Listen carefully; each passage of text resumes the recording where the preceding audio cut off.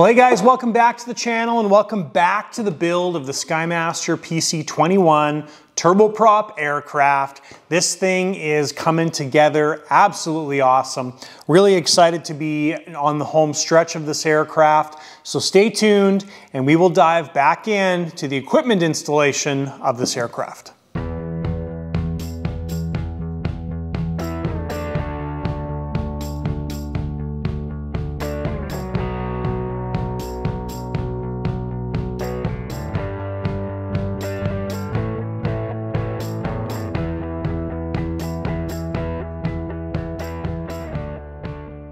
All right guys, last video we got the tail section done. Just to summarize, we bolted the rear portion of the fuselage on. Hey buddy, what's up? He's staring at us again. We got the cockpit completed and installed. So it was a very productive video last time. This video is going to be focused on the equipment installation, so the stuff inside the aircraft. This is when things get you start wrapping things up, but you don't have a lot of massive progress. I mean, when we bolt tail section on the fuselage, the plane gets really big, right? And you see big things happening. When you get the cockpit done, big things happen. Now that we're getting into the equipment installation, things kind of slow down. They get more intricate, more time consuming, stuff like that. So we've got a lot still to do on this aircraft, but she's coming together nicely and she is massive. So I think the primary thing we need to focus on now is the kind of the layout, but we've got a couple big things to get finished first. Let me show you what we need to get done inside the aircraft. Okay, so some of the first things we need to do, cut out our opening for our wires and everything to pass through from the wings. That's just kind of a simple thing to do. Then we need to figure out equipment mounting, equipment trays, stuff like that. So I think we're going to put a big tray back here in the rear portion of the aircraft, back there. And I'm thinking about putting another one in this area on the front part of the aircraft. I've talked about this a lot in other videos where I spend a ton of time thinking when I build an aircraft. So it's not uncommon that I'll come out here in the shop and I'll just stare, figure, position, all that kind of stuff. And I know it's a little bit ridiculous, but I do spend a lot of time thinking about equipment placement in these aircraft. So that's what we're into. Yeah, here we are. There's not many days better than delivery day here at the lighter side of RC, and we got a ton of boxes in, and this is only just the beginning of what's coming. So, all right, so a couple things I did the other day that I didn't get on camera. So number one is our primary fuel tank here. The way we're gonna fasten it, at least on the front side, is we're gonna have two screws going through the former work into the piece of maple that I glued to the front. So we used 20-minute high sol there, just roughened up the tank and glued that in place. So this is the location of the main fuel tank. Okay, so for fastening the back part of our tank here, we need to add a spacer or a block in between the tank and the former. And we're gonna glue that in place and then put a screw through the back, which is gonna hold the back. This front tank, we've glued the mounts on the tank with some high sol and just laid that down flat, glued them in place, should work out perfect. This area of the fuselage, we're going to add an access panel. Now that access panel is going to be for fueling and anything we need access to without taking the cockpit out. All right, so we pretty much got all of our plates sorted out here. What I've done with the tanks is these mounts I sanded down to allow clearance, and we still got lots of area to screw through into the former. We've taken this block here. This is going to get mounted on the back of the tank, and that's going to be the mount for the rear. So that's going to get glued onto there. On the front here, we're going to have one plate that's mounted over top of the front gear cover, and then these pieces here are going to get mounted on the former itself. And then we've got all four of our mounts going back here. Now some of these mounts, like the front ones, are basically just completely flat and square.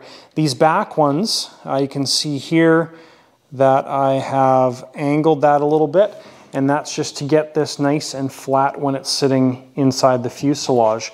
So what I do when I measure these things is I try and get everything as flat and level as possible, get all my lines drawn, and you kind of have to just be creative. So I take things like a square here, put that down there, and then run my straight edge across to here, like another thick ruler. So just stuff like that really helps to make that a lot easier. If I had a laser level, that might be the simplest thing, but I don't. So we make do with what we have.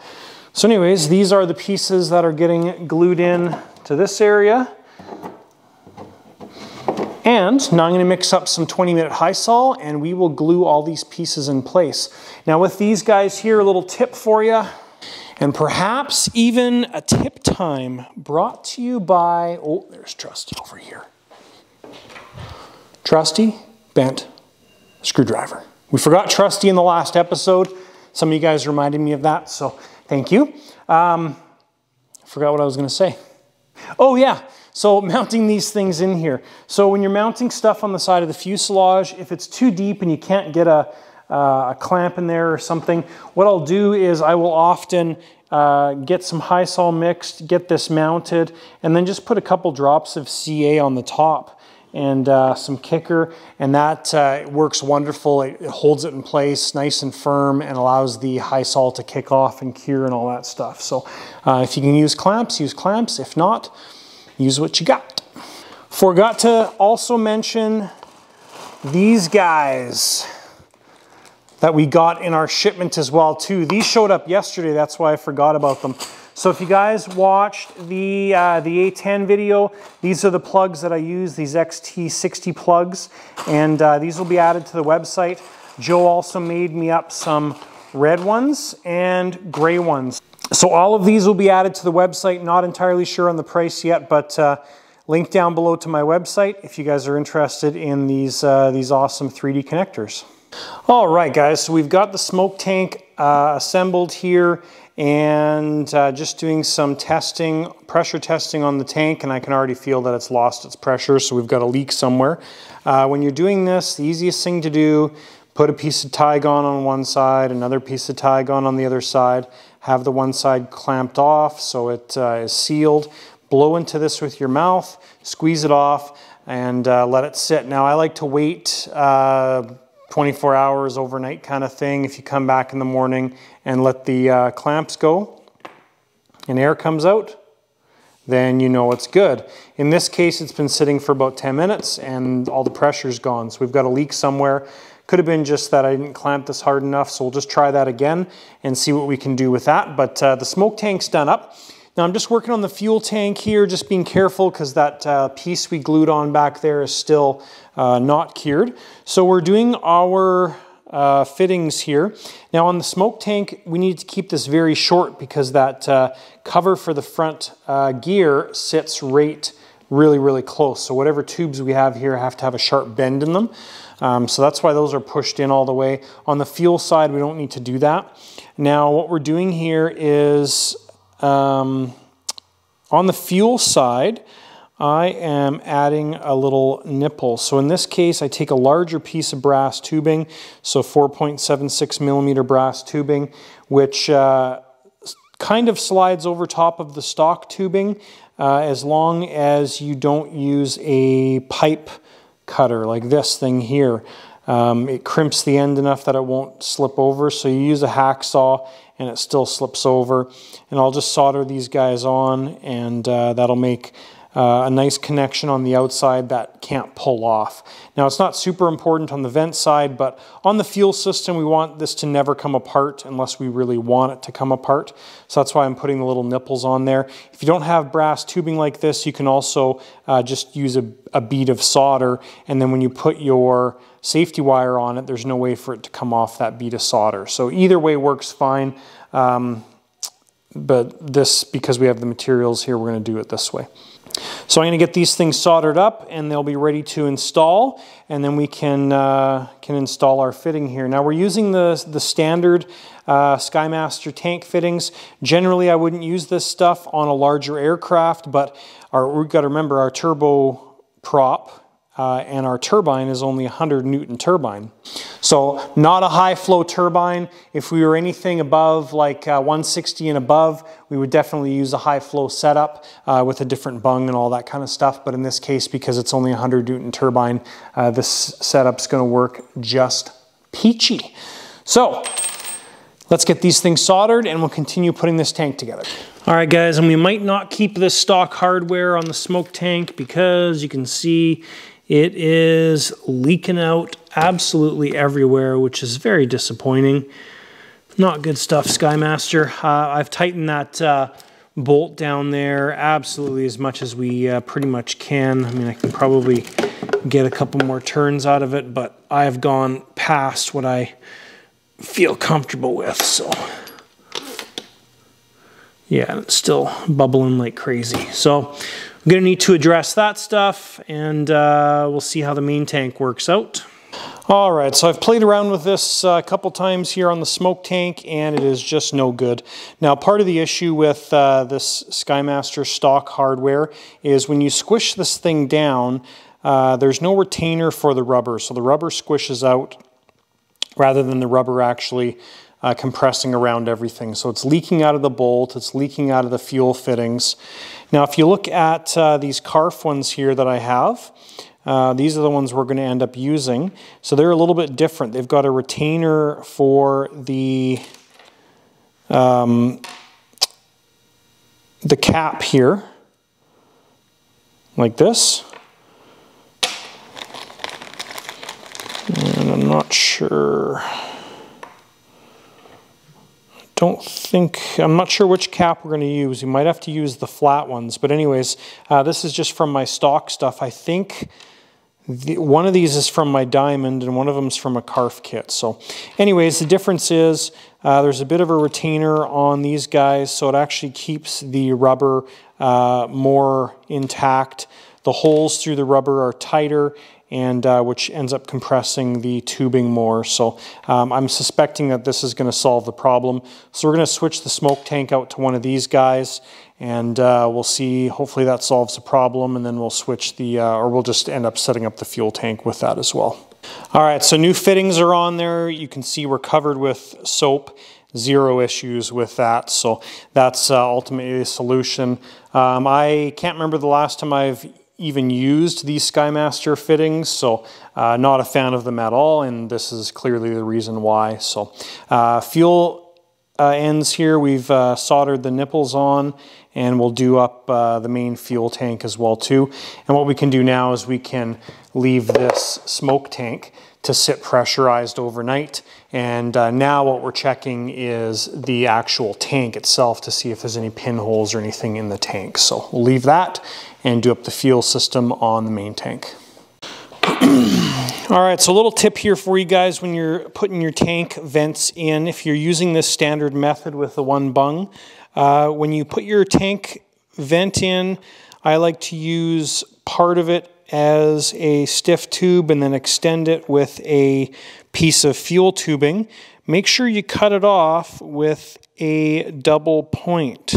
So if this is sitting against the top of the tank, you can still get air in there. If you just cut it flush and this sits against the top of the tank, there's a chance that it could plug itself. So just a little tidbit of a tip for you.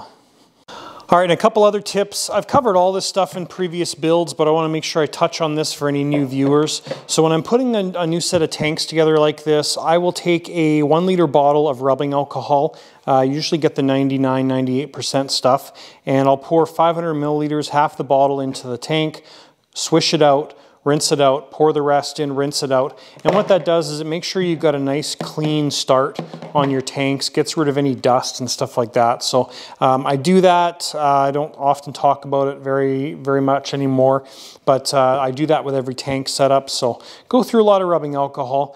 And the other thing is when I put a tank together like this, it might be a little hard to show you here on camera, but my vent is on this side of the tank, the fuel supply is on this side, but you can see the vent right there.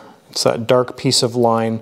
So I know that the vent is touching the top of the tank, and we're good to go. Sometimes when you put those systems in, the tubes get turned. So that's just one thing to check. And you want to check that before you tighten down the Allen key, which kind of cinches everything down. All right, so we're getting close to the end of the evening here. So what I'll do is, as I've done on the smoke tank, I'll also pressurize the fuel tank, and we will leave this sit overnight. And hopefully tomorrow when we come and open these tanks up, they vent some air, and we know that our tanks are both good and ready to install.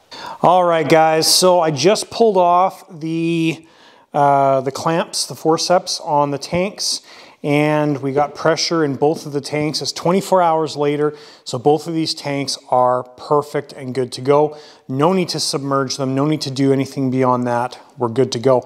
Now, I was chatting with the owner today, and what we're gonna do is we are gonna skip out on the smoke on this aircraft, and I'm glad he said that because I'm not a fan of smoke on turboprops. It looks great, but it's such a mess on the aircraft. And we're going to use these for fuel, so which is good because I was kind of worried about this tank not being big enough. Yeah, anyways, so that's the plan. So we've got the tanks ready to go, ready to install, and all of our hard points that we put in there, wood mounts and everything are all good to go now as well too. So it's time to start working on the equipment trays. All right, guys, so we've moved the plane over there. So with the tanks being all finished, we've just placed the tanks inside the aircraft. What I'm going to start working on is those trays. So what I generally do in this case is I'll take a piece of cardboard, do kind of a mock-up of the trays. So we've got the back tray back here, we've got the forward tray, and I'll get those mocked up in cardboard, and then we will take a look at how we're going to finish these trays. All right, guys, and there's not many days better than delivery day. Now, unfortunately, I recorded this previously and I forgot to turn my microphone on, so I feel a little bit lame doing this again, but I want to share with you guys what we got from Sky Candy. So I opened up a box yesterday from Sky Candy. First of all, thank you, Sal. Thank you, Sky Candy Landing Lights, for sending this package. And this is pretty cool stuff. So as I told you in one of my previous videos, I was a huge fan of the Boomerang Ranger, so much so that, that I have a Ranger to build for myself. And thank you, Boomerang, for that as well too. So Sal put together this lighting package for me, and let's take a look at it. So we've got a Sky Candy hat, a new version, thank you. Also a t-shirt, but the t-shirt's upstairs, currently in the laundry. So, sent over a binder. We'll take a quick look through that as well too. And let's take a look at all the goodies for the lights. Now this Ranger, guys, is gonna light up like a Christmas tree. It is gonna be amazing. So I'm gonna bring you in closer so you can take a look at all of these goodies. All right, so here's what we got. I'll kind of go through the different bits for you. And one of the things I love about Sky Candy and Sal and the way he does things is he puts together everything as plug and play. So first thing I guess we'll cover here is the wiring harnesses. Now we've got the tip tank wiring harnesses. So there's a BEC at each tank in the wing, and the reason these BECs are there is because this system is going to be powered by, based on this light, I think we're going with a 4-cell LiPo. So just a small 4-cell LiPo, because this is a full-size aviation beacon. This is actually the same beacon that was on my, my Diamond, so really slick. That thing's going to be awesome. And then our other regulators here step down the voltage. So that's the tank regulators, one for each side. And then we've got the primary here as well too. Now this is all labeled everywhere, 11.1 volts. Actually, yeah, it can be powered with a 3-cell LiPo, so we can power that from one of the turbine batteries. Anyways, wiring harness all laid up. And then we've got our lights here, our light package. So here's our 2 tip tank lights. And they come with, this is the Boomerang Ranger specific one. So these are the replacement lenses for the tips of the tip tanks. So that is for the tip tank setup. Of course, the belly beacon. This setup here is for the wing tips. So the marker lights, we've got a red and green, and there's little lenses in there as well too. And that, of course, is all plugged into the main harness there. And then we've got our landing lights. So these are the landing lights for each of the gear legs. The colors don't mean anything. They're white landing lights, and they're going to be phenomenal.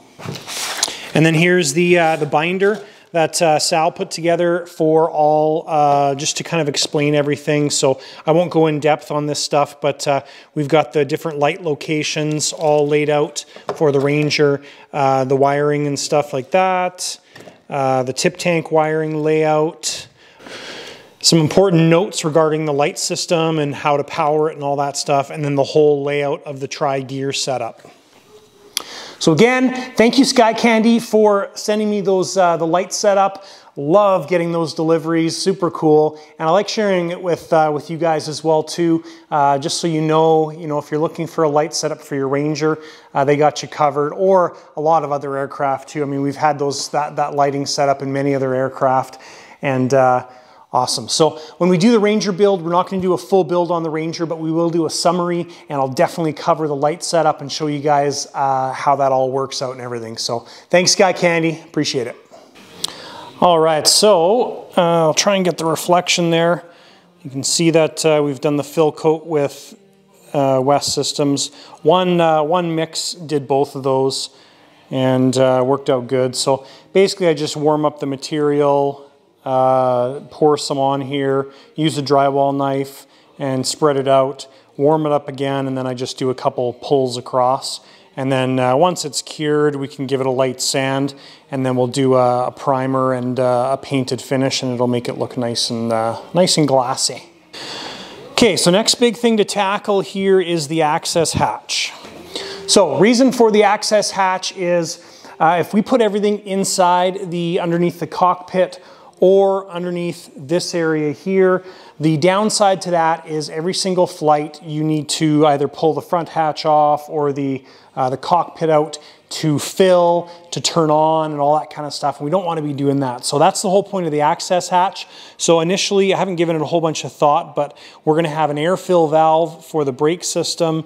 We're going to have a fuel filler valve. We'll have our turbine on and off valve, and I think that's going to pretty much be the gist of it. In this airplane we're using Jetty, of course, and we're using one of the remote switches, so all of our on and off will be from the receiver or the transmitter, and our batteries will be located inside. So basically, beginning of the day, you put your batteries in, put the cockpit in, you're ready to go, and then you never have to take it out until the end of the day when you unplug your batteries. So now this whole area is carbon, so there's a layer of carbon inside, so we want to be mindful of what we're changing here. But what we're going to do is we're going to cut a hatch out that's going to be a comfortable size, and because we need a backer to mount stuff to, so we're going to just build a little box that glues onto the inside, and then what's going to happen is that's going to basically provide the structure for this area of the fuselage that we've taken out. So really no issues once we get that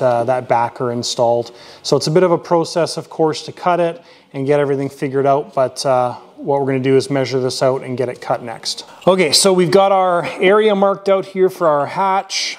Just size-wise, we're about 5 inches by 3 inches in size, and so happy with this location. I think it's a good compromise. It may interfere with the plate that's in the inside. We'll just notch the plate out to go around this. Don't want to have this too far forward, and I'm happy with that location. I think it's going to be good, not interfere with the cockpit, things like that. Cutting this out, when you're doing stuff like this, it's helpful to use the Dremel 409 discs. Now these discs are the thinnest of the non-fiber reinforced discs. The next one's up. You can also use them, but it ends up with a pretty wide gap. That's the nice thing about with this 409 disc is it's almost just as wide as the pen width, basically. So it works out really nice, and we're using our extension line here as well. When I do this, obviously safety glasses, vacuum, all that kind of stuff. So let's get this cut out. All right, so there's the final result. Obviously we pulled the tape off. And what I do in this case is I just go close to the edge with the Dremel bit, and then I take a hacksaw blade like this, and then we're able to just finish off the corners, so you're not over-cutting with the circular blade. So it ended up quite nice. Now we will work on Two things. Number one, first thing is going to be building the box behind, but also hinging this thing as well too. I think what we're going to do is make it open like this, downwards. I think that's going to be the easiest thing to do. Then we don't need to worry about propping it open or anything like that. So the hinges will be on the bottom, and we'll do a latch on one side and then probably just a pin going in on the other side. And that should work out good. But next thing we're going to work on is the box behind. Got to make sure that we're deep enough to fit everything. I also forgot the Jetcat plug-in for the data terminal as well too, needs to go in this area, so all that stuff. All right, so we're ready to start getting the door hinged. Now this is the way I like to do these doors, and it works really well. So what you do is you end up with two setups kind of like this. Now the line of the door ends up going in between these two. They end up quite close like that. So you've got one mounted on the fuselage side, one mounted on the door, and then you just use a wire keeper to hold this guy in the right position, and that prevents the clip from coming out. But if you ever need to take this out, you just unclip it, pull the hinge out, and you can actually take the whole door off. So it's a nice easy way to hinge stuff, and this is how my Carf Tudor was done as well too, and it's just a nice way to do it. So we've also got the backing done as well too. Now I did this out of the neck size down from 1/4 inch ply, whatever that is, 3/16. And yeah, so this is the back, these are the sides, and we've got the top and the bottom. Now on the top, I'm going to run a full piece, but on the bottom, I'm going to have the plug-in for the Jetcat thing like this. So we're just going to have a little section here, then we'll have another fill-in section, just so we have got good access to those cables and it's not a problem. The other areas, if we need to run tubes and stuff through there, then we can just drill a hole once it's done. But we've got all the parts laid out here, and that should be good. The other thing is with the height, the little Jetcat plug-in is kind of like 15 millimeters, so I went 25, just so 1 inch basically, so we've got a decent amount of depth there. So what I'll do now is get these in place like this, and just put a spot of CA on there, and then we're going to mix up some 20-minute high sol and get those glued in place. And while we're doing that, we're going to glue the hinges in place, we're going to glue the box together.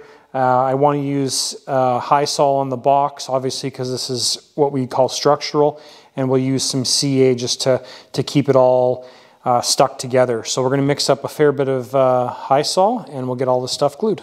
All right, and our little box is installed. Now, to do this, I took the door off. You can see here, very, very simple procedure with the mounting system like this.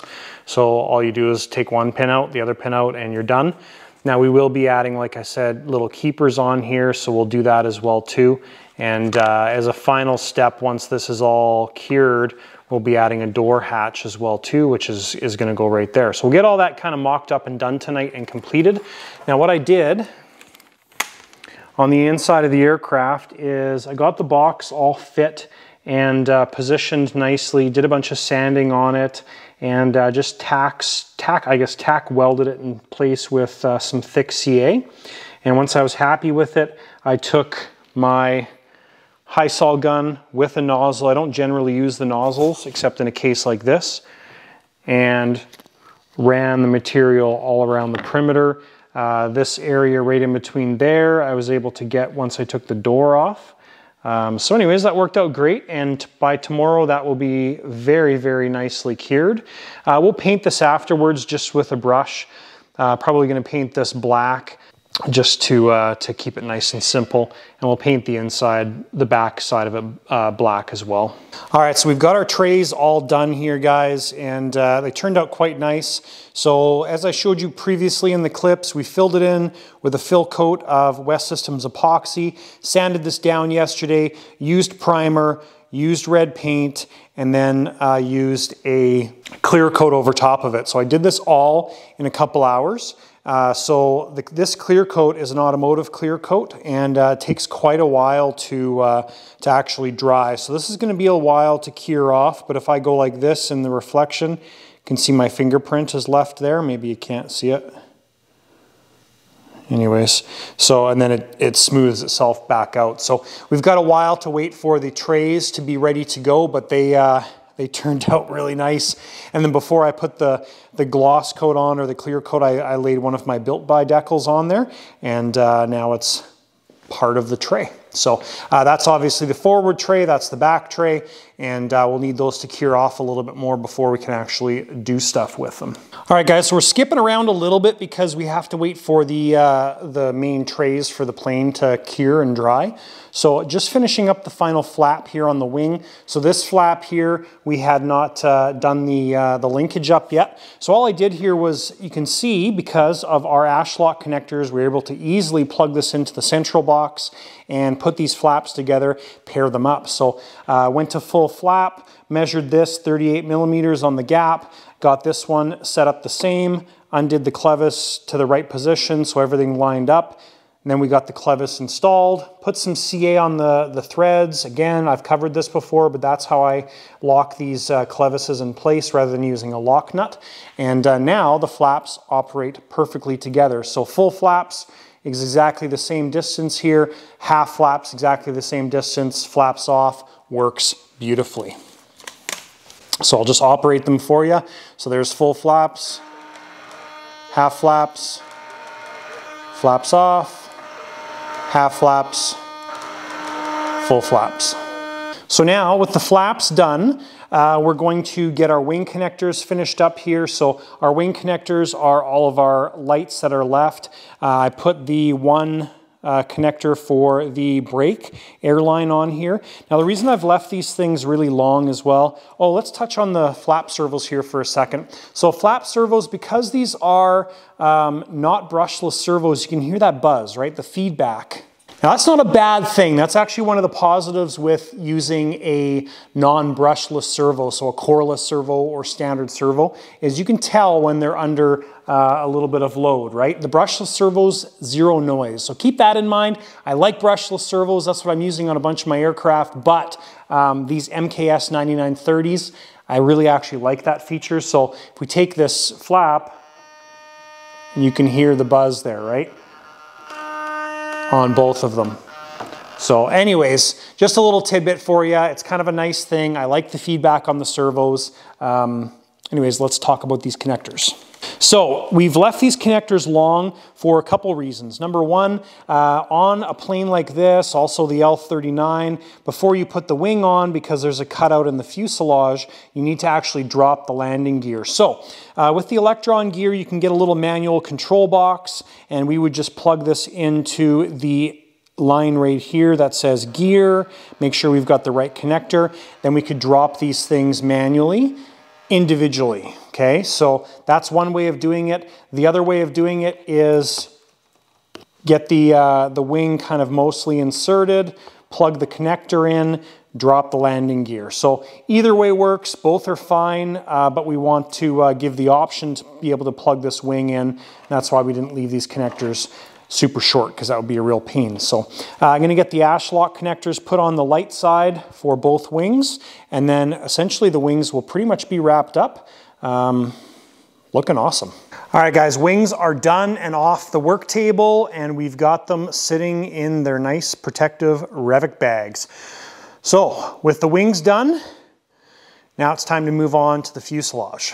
So as we've covered previously, we did all of our hatch work. We still have the latch to install, and we'll kind of work through that as we get to finishing this latch up. But first thing we need to do to kind of lay out all of our equipment is get our Jetcat data plug-in thing installed, and then we'll start working on all the other equipment that kind of flows around this stuff. So what we need to do is just have a couple standoffs here. So one strip of plywood there and a dot of plywood there maybe, or something like that, to make this thing work, because obviously we can't just screw it down because we've got all this stuff on the back end. So yeah, we're going to build a little standoff spacer things, get those glued in place, and then get this screwed on to those standoffs.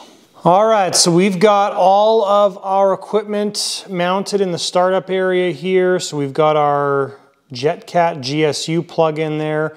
We also received our telemetry module today, so those 2 cables are plugged into the bottom of the whole setup there. We've got our on-off valve for the turbine, our air fill for the brakes, our gauge, and this is where our fill line is going to come through for the main fuel tank, main fuel system. These clamps are on here just because we have a couple pieces of thin G10 in the corners here just as door stops, just to prevent the door from going in too far. Last thing I did here was mount our hatch latch in, and this worked out good. So this is a BVM one. Pretty straightforward. I was initially actually going to mount it on the door itself. I think that would have worked okay, but then I was thinking, well, it's going to be easier to operate it like this.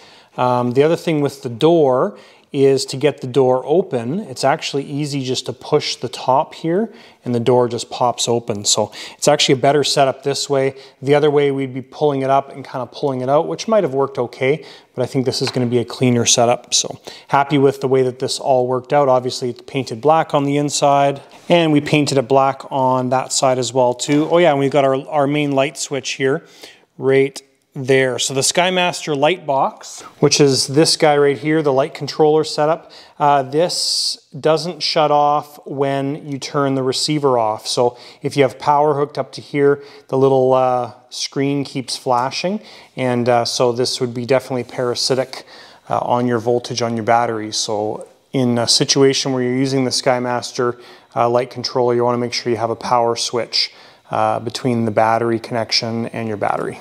So last thing I did here was, obviously we got all of our equipment mounted, just roughed in the tanks. Now we're going to have to take this main tank back out and we'll just make sure that we can feed our lines, because the first or the smaller tank here kind of blocks a lot of the lines, and I just want to double check that I'm happy with the way that this is mounted.